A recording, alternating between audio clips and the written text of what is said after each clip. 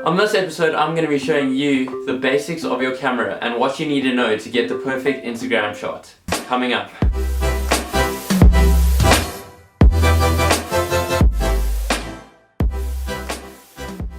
Hey guys, how's it going? My name is Dean Tucker, aka Visual Rev, and welcome back to How to Instagram. Today, like I said, I'm going to be taking you through the basics of your camera and what you need to know to get the best Instagram shot. So as you know, there are a million different cameras out there that you can use to get the perfect Instagram shot. But then again, it's not about the camera, it's more about the photographer's eye and how they can compose a picture. But anyway, what I'm going to be explaining today is how your DSLR works more specifically. This can be related to any DSLR, as I have worked with Canon and Nikon in the past, so I do have experience with both. So if you're brand new to DSLR photography, the first thing that you're going to see on the top of your camera is the different modes. Obviously you have all the automatic modes, and then you have the 4 manual modes, your P, S, A and M. The P mode stands for program automatic, and this is kind of a semi-manual mode. The A stands for aperture priority, the S stands for shutter speed priority, and the M obviously stands for full manual. Now most of the time I use aperture priority. This is because I want to control the depth of field and not have to worry about anything else in my picture, unless I'm working with really specific lighting situations in which I need to control both factors. So basically what the aperture is the hole in your lens and the amount of light that it lets into your lens, onto your sensor. So you can think about your aperture as the pupil of your eye. When your pupil expands, it lets in more light onto the back of your eye.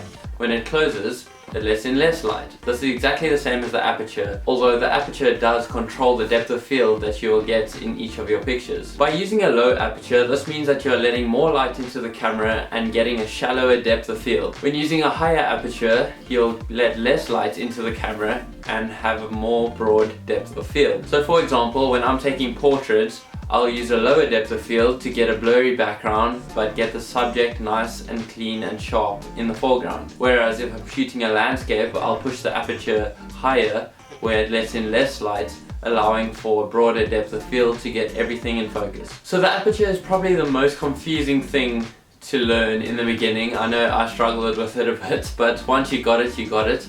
So the problem comes when you're trying to measure aperture. So the smaller aperture is measured by a higher number, aka f22 on most cameras, but a larger aperture is measured by a lower number. So my lens goes up to f1.8, the one that is filming this right now, but most kit lenses will go down to about f3.5, and the really expensive ones can go down to f1.2. So basically the price of the lens that you're paying for is the lower the aperture can go usually. So just to summarize aperture, a low aperture means a low f-stop, like f1.8 that I'm filming this at the moment. That is why the background is quite blurry and I'm in focus. So that means I'm letting in more light and the depth of field is shallower. And then a smaller aperture will have a larger number which lets in less light, but you get a broader depth of field. So I hope I managed to explain aperture reasonably well. It is very confusing, but the best thing that I can recommend is just to go out and take as many pictures as you can with different apertures and see what changing the aperture can do. I'll put up a little infograph here of how aperture works, but you can also go check it out on my website, on my blog, where I posted a whole article on aperture and how all that works. So please go check it out and share it with your friends, because that is what friends are for. So moving on to shutter speed, that is quite basic. It's the speed of the shutter and how fast the shutter opens and closes, which also controls the amount of light that is let onto the sensor. Like I said, I usually shoot on aperture priority, so I don't really control the shutter speed that much unless I really need to in a specific lighting situation, or I really want to get a specific look of a certain shot. Shutter speed priority is also very useful when shooting in low light, because you don't want to get your subjects or what you're taking a picture of to be blurry.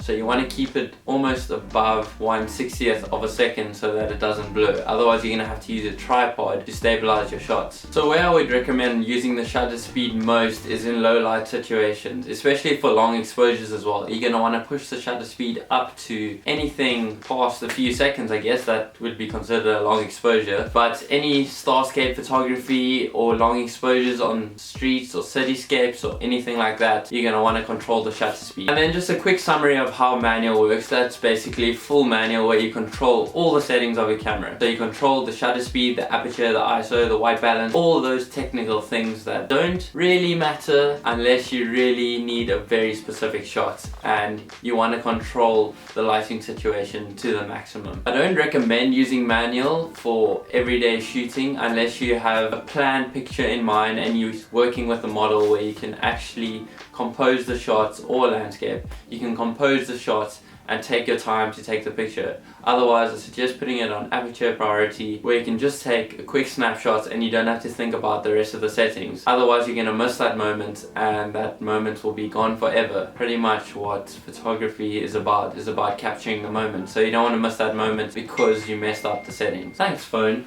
So since I mentioned ISO, I should probably tell you guys what that is about. That is basically the sensitivity towards light from your sensor. Does that make sense? ISO is how sensitive your camera is towards light. So when you're shooting in low light situations, you're going to want to bump up your ISO to let your camera be more sensitive to light so that you can get those shots without dropping your shutter speed, so your shots can be blurry, good English. Blurry. The only thing is, by pushing up your ISO, you also decrease the quality of your photos by increasing the noise. I try not to go past 1000 ISO with my camera, otherwise it just becomes really grainy and noisy and it just doesn't look nice. But obviously more expensive cameras can handle the high ISOs. Some cameras can even go up to like 128,000, which is really crazy. But that's like the high-end professional stuff that cost $1 million.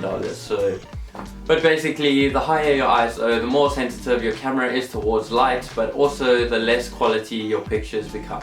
White balance. White balance is basically like the coloring of your shot. So it's the temperature and the tint of your shot. So if you want to warm up your picture, that'll obviously make it a lot more orange and yellow. But if you want to cool it down, it'll go to blues and purples and all that kind of stuff. Then the tint is between magenta and green. I honestly don't change my white balance at all. I keep it on auto and it does a pretty good job. Most cameras nowadays are scientific enough and smart enough to figure out the white balance for themselves. Focus. There's manual focus and autofocus. It depends what lens you're using if you want to control it automatically or manually. Some lenses are really good at autofocus and some are not. So you have to decide how you want to control your focus. Obviously manual focus, you'll have a lot more control, but you can also go wrong and get it out of focus and miss the moment, like I said. So most of the time autofocus does work, and like I said, cameras nowadays are really smart. They're watching you and they have the ability to autofocus on the correct subject most of the time.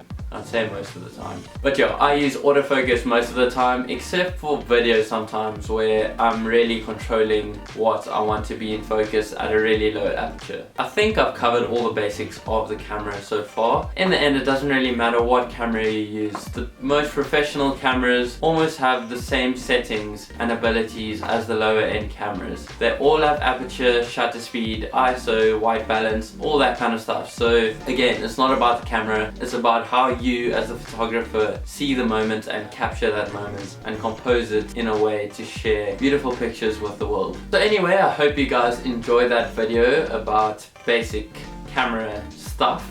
If you have any questions, please leave it in the comments below, or if you have any suggestions for future videos that you want me to make about cameras and how it all works, please also leave it in the comments below. Thank you guys for watching How to Instagram. If you're new around here, hit the subscribe button. Until the next time, please keep on creating awesome content and keep taking photos. I'll see you guys in the next one. Okay, bye.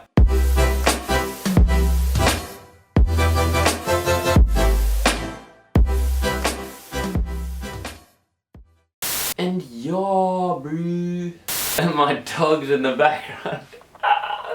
Later, get off. Be more sensitive to the light. I just said that. Great stuff.